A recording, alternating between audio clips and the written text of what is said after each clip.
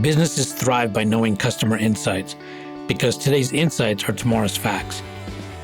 At iResearch, we live and breathe insights.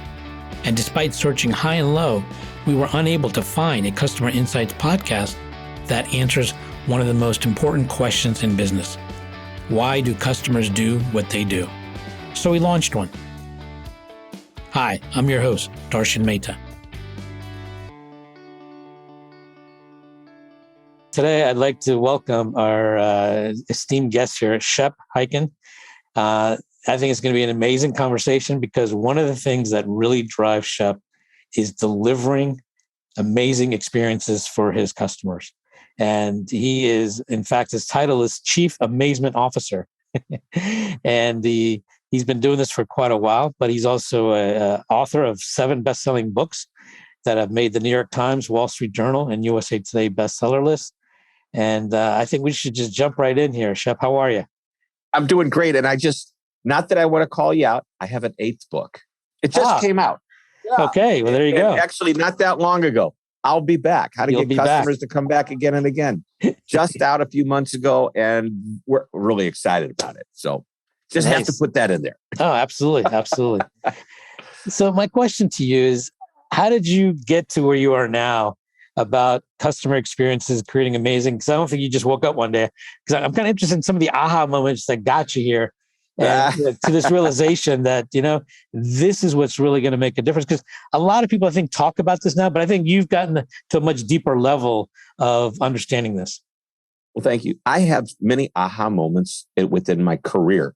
And my first presentation in front of, it wasn't a huge group, maybe 25 people. I remember it like it was yesterday, and it was in 1972. Wow. That's a long time ago. Okay. It was almost 50 years ago, right? I was 12 years old at the time. Don't tell anybody I'm that old. I know I'm a bald guy. I don't look that old. Bald guys, typically, they stay looking this way, and then one day they start looking old. Anyway, I had my first business, a birthday party magic show business. And my mom dropped me off at the person's doorstep. It was a Wednesday afternoon. And I performed for 25 screaming little kids. All right. And I got paid, I thought, pretty well back then. It was $14 plus a tip. Actually, that is good. Yeah. Yeah. And today that's like $2,906. But it was a lot of money for a kid. And honestly, today that would probably be the equivalent of $80 to $100 for 45 minutes or so worth of doing a magic show. Now, that isn't the aha moment. That evening, my mom said, write a thank you note. My dad said, a week from now, call the parents, make sure they were happy, thank them again, get some insights, find out what tricks they like the most. They'll tell you, what were the tricks that you like the most? He says, you do this enough times, everybody will tell you about the same tricks, and you also notice what people aren't talking about. Those tricks are important to get rid of and replace with tricks that people will still talk about. So that was really cool. And I had no idea that was about showing appreciation, which is part of the customer experience, getting feedback, listening to the customer, and making improvements as a result of that feedback, process improvement. So I graduate college. I see a couple of motivational speakers, and I think to myself, well, I could probably do that. Now, by the way, I had graduated from doing birthday parties to working in nightclubs and corporate events by the time I got into high school and college. Believe it or not, at age 16, I was working at the Playboy clubs, which is an unbelievable job for a 16-year-old kid. But I digress. So I'm deciding if I'm going to be a speaker like these guys, because I didn't really want to just do magic shows. Because when you do a magic show, most magicians do the same show over and over again. If you go to Las Vegas, you get to do 2 shows a night, 5 or 6 nights a week until the contract's over. And to me, that's like being in jail. You have to do the same thing every day. It gets boring. For an artist, probably not boring. For a guy like me that's got ADD, wants to do a lot of things, very boring or very crazy anyway. So I saw these guys. I went to the bookstore, and back then, the business book section was one shelf, not racks and racks of books. And I started pulling out all the books that interested me, and I bought several books that day. I remember it was 1983, about 82. It was about 1982, 83. I bought In Search of Excellence by Tom Peters.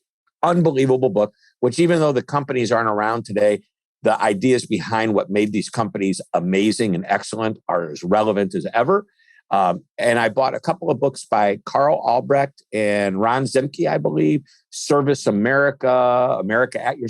So these books were all focused, and I didn't even think about it till I started to see the commonality on customer service and what we call today customer experience as well. Aha, there you go. That was an aha moment. And that's where it all started. Now, along the way, recognizing some of the great companies I've worked for over the years, I've learned so much. And each time I say, oh my God, I can't believe that's how they use this information. That's how they do what they do. All of these are aha moments. Several years ago, I realized I had another major aha moment. And that was in my speeches. And we have workshops where trainers go out and do training programs. We're quoting stats and facts from different research studies that we have access to.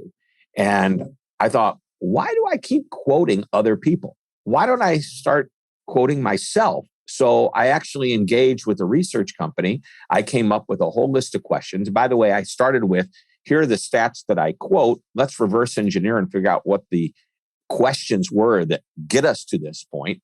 And that I started my first surveys, and now I'm into research, and we sell the research and we sell sponsorships to it. And another aha moment. And I just need to have aha moments. Yeah, you mentioned this, I think, early on when even as a kid.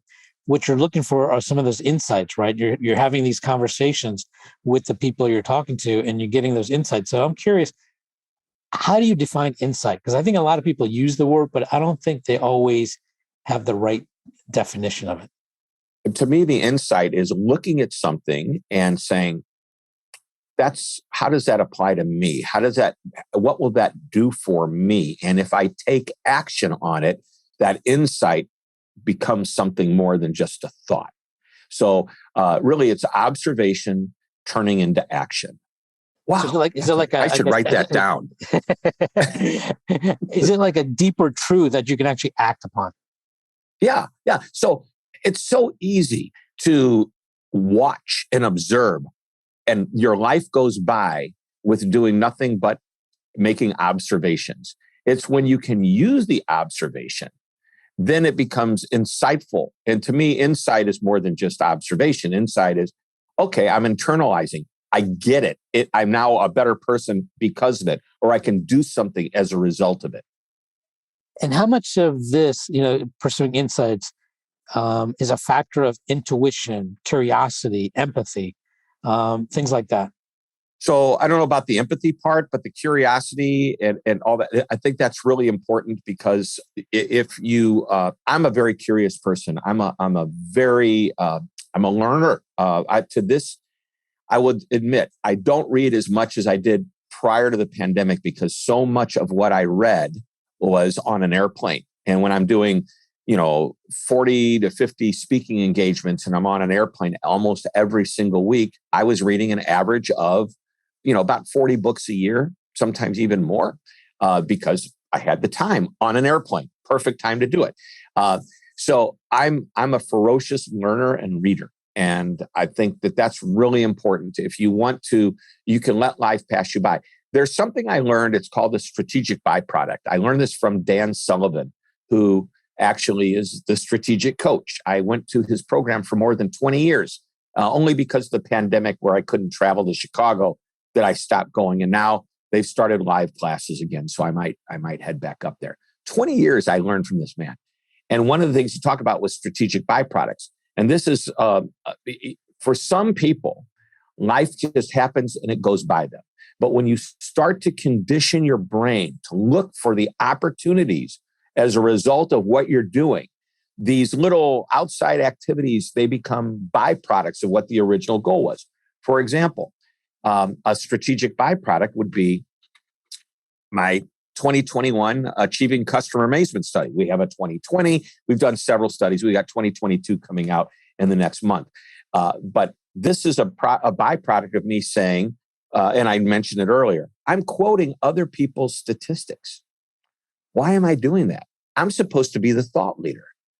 Wow, maybe I should quote my own statistics. Okay, so by paying attention to what's going on around me, I realize there's an opportunity. So I did this study. And rather than just quote my own statistics, I put it into a nice little booklet, just like this. You can download it, by the way, free on my website. I'm not pitching this, but I'm just telling you what happens. Now, I've got this great report that I've created. Cool.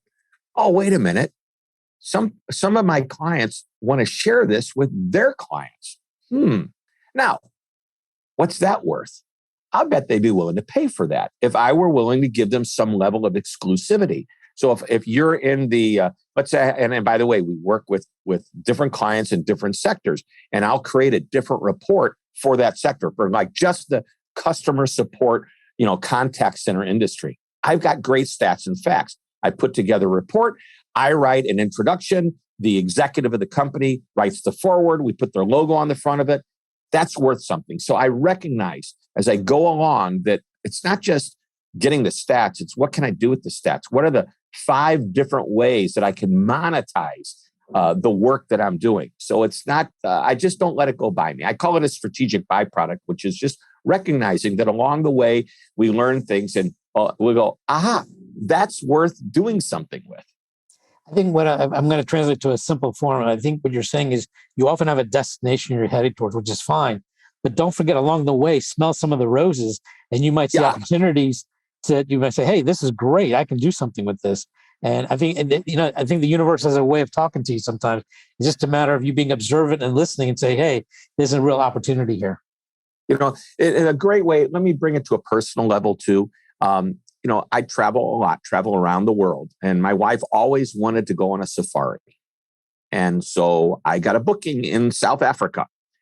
And I said, strategic byproduct. Let's go 3 days early and go on a safari. So that's just an example of saying, oh, I didn't just get booked to go there. Let's take advantage of it and let's figure out something. And we also, of course, we know we're going there. So we call clients like international associations we're a part of that we know have chapters in different parts of the world. So, when I go to Australia, Singapore, all these different places, I let them know, hey, I'm going to be in the area if you want to use me. That's kind of a byproduct to what's already the intent of going there, the original destination. So I like the way you think about that. So I'm curious, we've kind of gone from customer satisfaction to customer experience. And I think it's true. I think, I'm not sure exactly when it happened. And you can probably tell me that, but it seems like we're now as consumers looking to buy experiences versus products. So my question to you is, when do we go from kind of like customer satisfaction to experiences? And what can you say about people really looking to buy experiences versus products now? Sure. And really it's customer service versus experience is what you first said. Then you said customer satisfaction experience. But no, I just want to make sure. Here's what happened. My definition of service and experience. It starts out that customer service is what I was into many, many years ago, and I'm continuing to along that lane. And somebody real smart one day, it wasn't me, said, hey, let's call it something sexier than customer service. And that is, let's call it customer experience. And then somebody even smarter than that person figured out customer experience is more than just service. It's everything related to the experience the customer has. And by the way, many people thought customer service was just what you reacted to when there was a problem, a complaint, or a question that the customer has. And I always felt it was more philosophical or cultural, that it should be ingrained in a company. There should be a department that manages the support, the questions, the complaints, but customer service runs throughout. Same thing with customer experience. When you start realizing experience is anything the customer experiences. For example, I may go to an Apple store and I may love the people who take care of me. They're knowledgeable, they're helpful. But then I buy the phone, or the iPad. And I get this box and I open it up and I go, man, this is cool. Well, that's part of the experience and it's really important. So now we have this wider range of what experience is. And to me, that's really what people need to be thinking about. Customer service, as we know it, as a support or place to get answers, is a portion of customer experience. It's a big portion, by the way. You can have a box that's not so pretty, and it has a good phone in it. And if you marry it with an incredible experience, people don't really pay that much attention to the packaging. But when you put two of them together, wow, now you've added something exponentially bigger. The bigger the impact. The whole experience is super cool. I understand what you're saying. I think customer service is a component of the customer Yep. experience. And my question is, where would you say to companies that where does customer experience actually begin? Yeah. The moment the customer starts thinking about not even your company, but what they want, they go online, they do a Google search. I mean, this is pretty preliminary. Or maybe they've seen a billboard or an ad in a newspaper magazine on an airplane or something like that. And so you've planted a seed in their mind and they're going to eventually find you. So that just the moment they start thinking about that, they want it. And I believe I talk about moments of truth in a different way, but the Google version of this is the zero moment of truth, where you don't even know the company you're looking for, but you land on this site as a result of a Google search, and you're really now into the experience. Is your website intuitive? Is it easy to find the information? Are you compelling me to get more? Is there a call to action? And does that mean I'm going to download something of interest? I'm going to click on something that gets me to another page about what I'm buying. Is there a phone number that I need to call? And as a result of that, I'm talking to somebody, interacting with somebody. All of this is leading up to me making a purchase. And people think that customer service happens after the experience of buying. No, it happens throughout the whole situation. To me, the digital experience is now part of service. How easy it is, convenient it is, intuitive it is. And then you add, everything else around it, and that's experience. I know I'm kind of going back to your earlier question, but it all ties in. So when does the experience begin? I think when it's just almost a figment of the customer's imagination. I agree. And in fact, I find myself often when I'm looking for a product or service, I'm actually looking to see how good is their digital print and ability to interact with them digitally and so on at the same time. But then my next question is, where does the customer experience end, or does it? It doesn't. It doesn't. I would hate to think you're in a dead end business. And what I mean by that is when the customer finally makes their purchase, it's over. The best businesses recognize it's not about getting a customer, it's keeping a customer and getting them to come back over and over again. Now, we work with companies on journey mapping their customers' experiences, and a first-time customer is going to be a different experience than a repeat customer.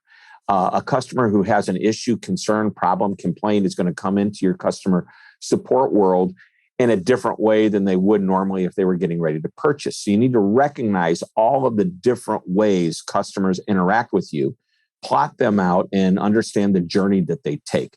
Ideally, it's like, and I jokingly say that I don't know much about this, but I hear that when you have shampoo, you're supposed to lather, rinse, and repeat. Okay.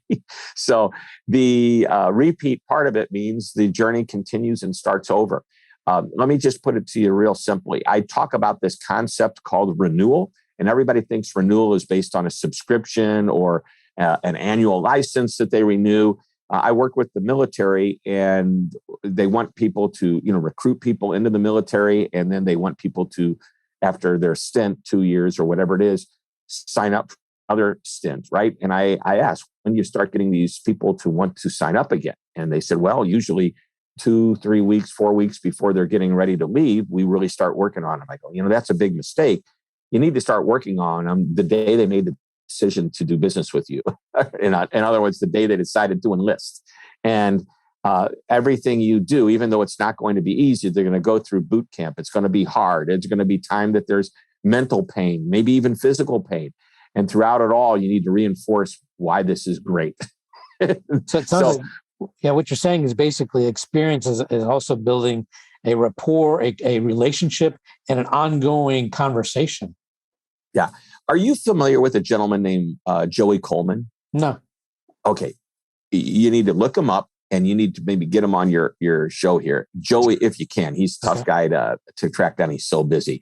Joey has this amazing book that's one of my all-time favorite business books called The First 100 Days. Actually, the book is titled Never Lose a Customer Again, but it's focusing on the first 100 days of the first time somebody does business with you. The idea behind it being, once they decided to do business with you, you confirm over and over again they made the right decision to do business with you, which leads to moving that transaction into a relationship.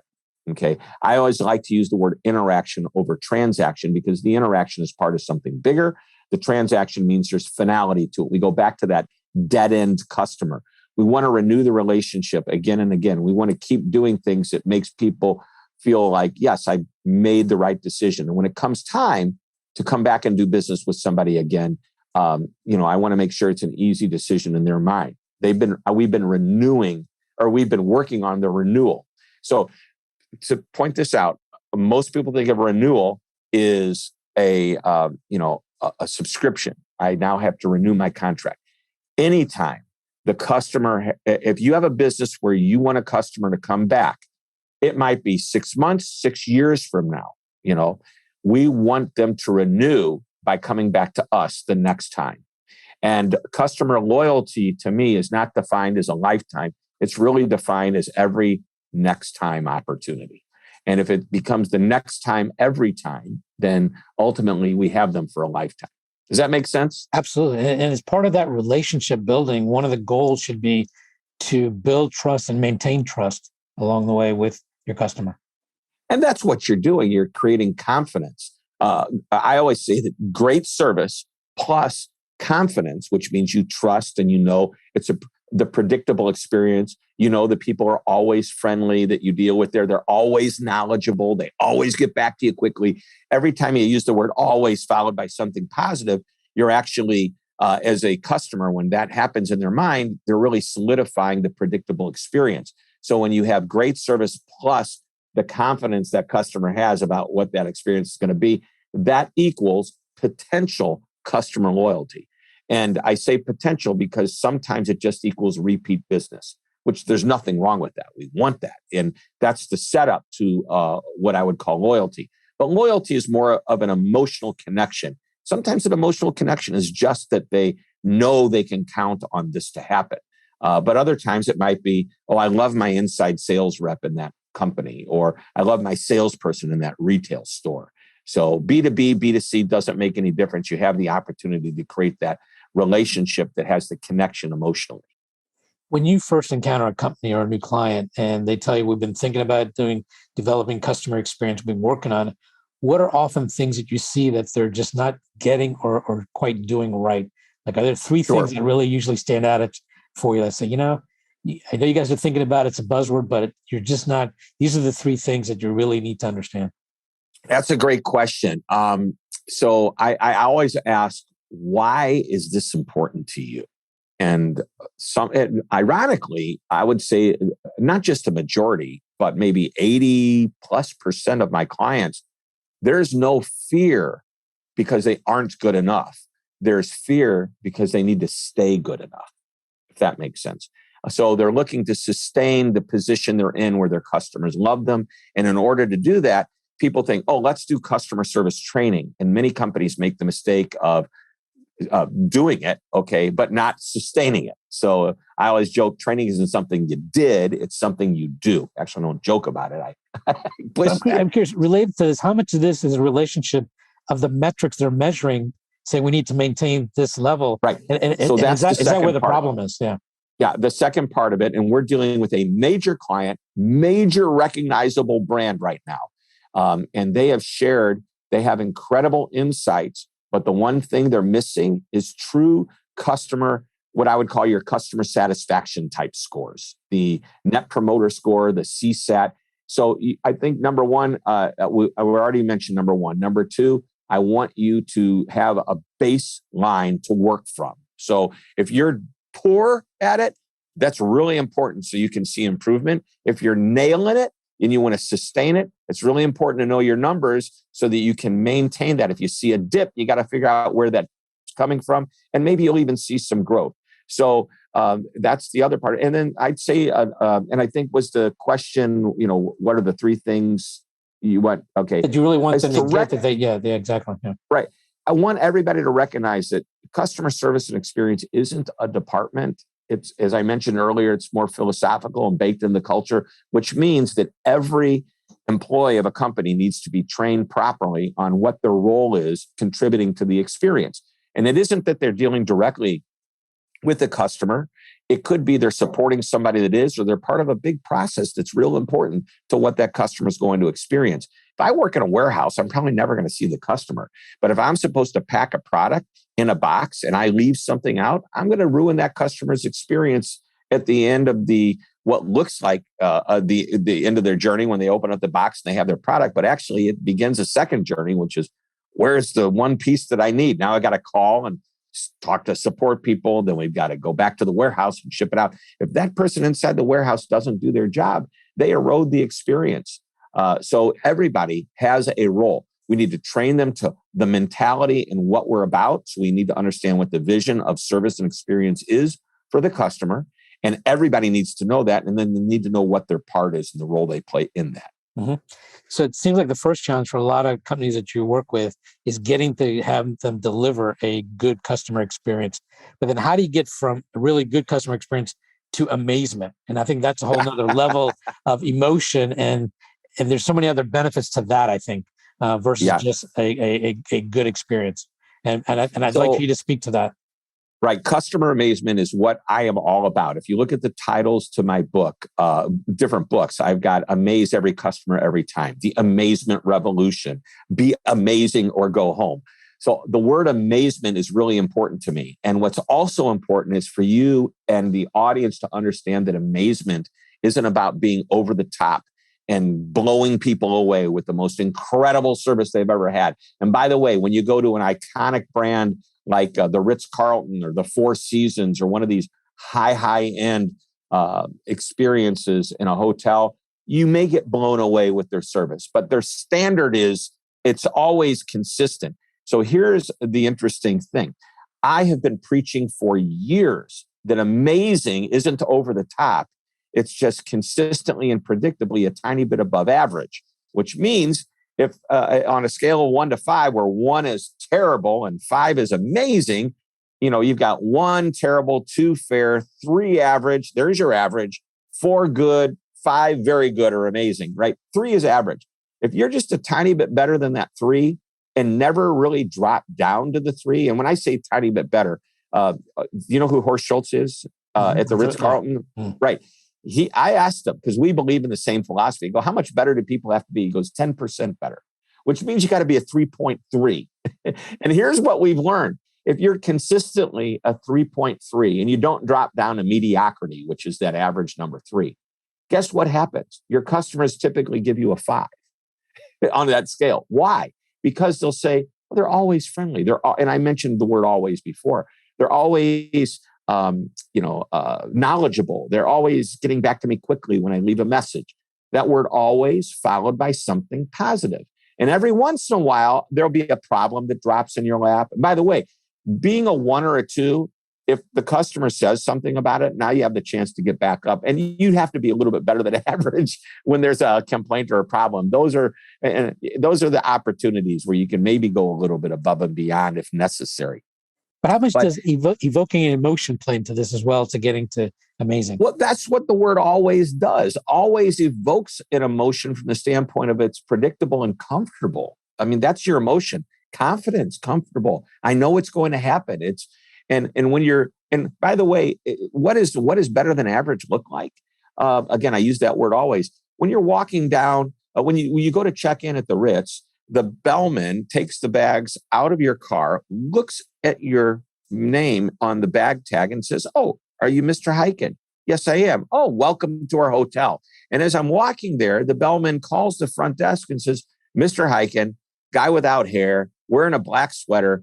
He's walking toward the front desk now. And when I walk up there, my record's already up there and they're going, "Welcome, Mr. Hyken." How do they know? It's part of their little system. Now, is that blowaway service? I think maybe that's pretty cool. I mean, it's a surprise.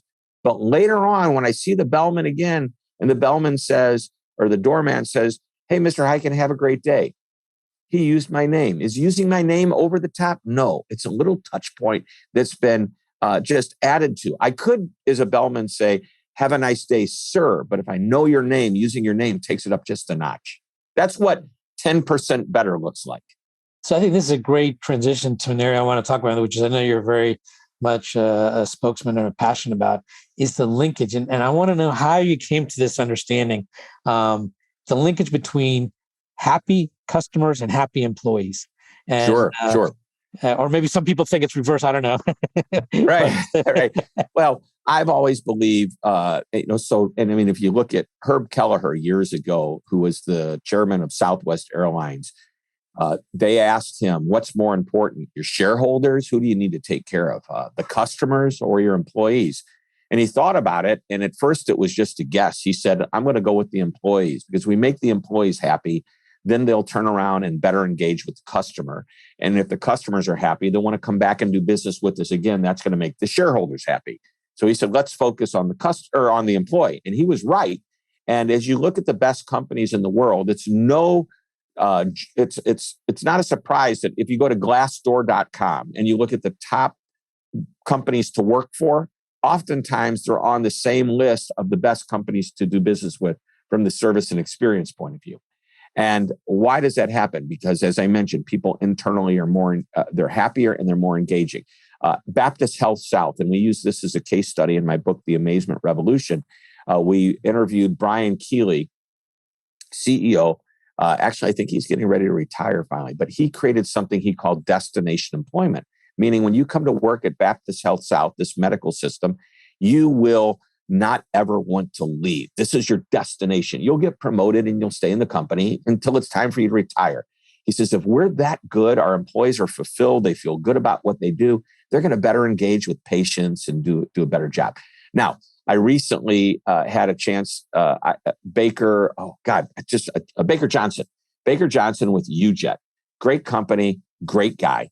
And I did an interview and he called me out on this. He said, Shep, I don't believe that's true. I believe happy customers make happy employees. Now, he's in the customer support center world, okay?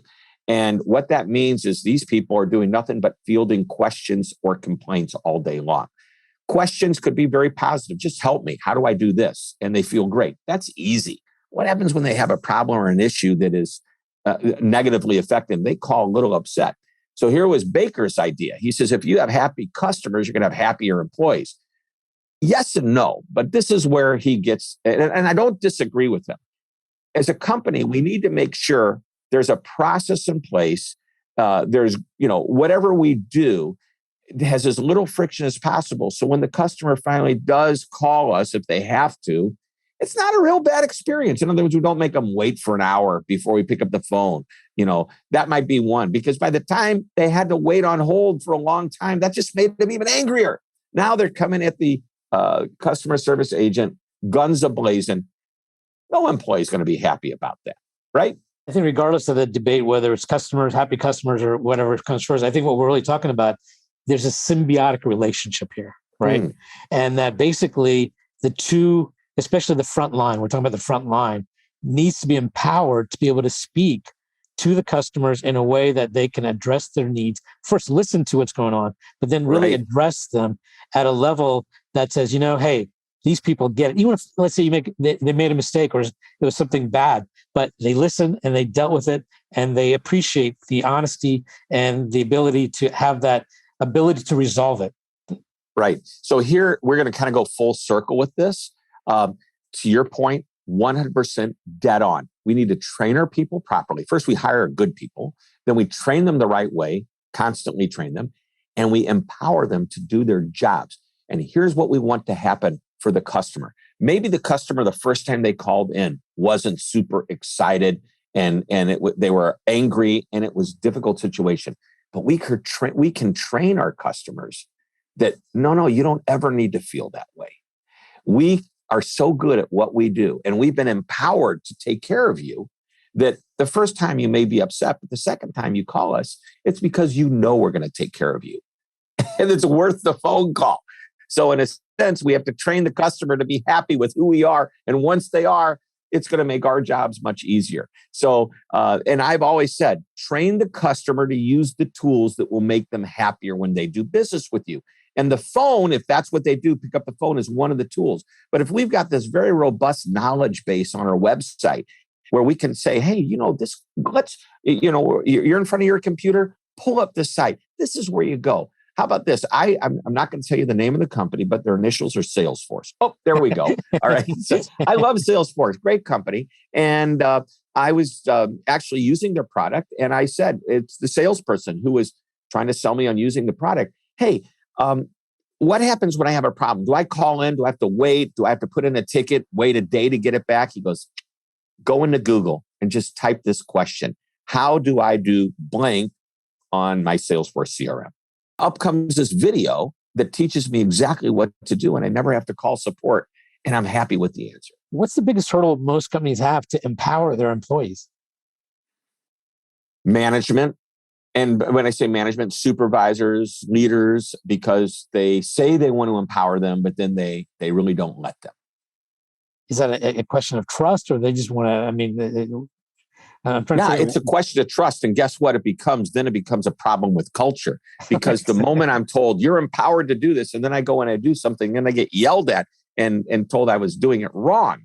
And the way that's handled, well, I'm never going to do that again. Guess what happens? They're not going to get any empowerment out of me. But instead, what we do is we teach companies, there's a line in the sand.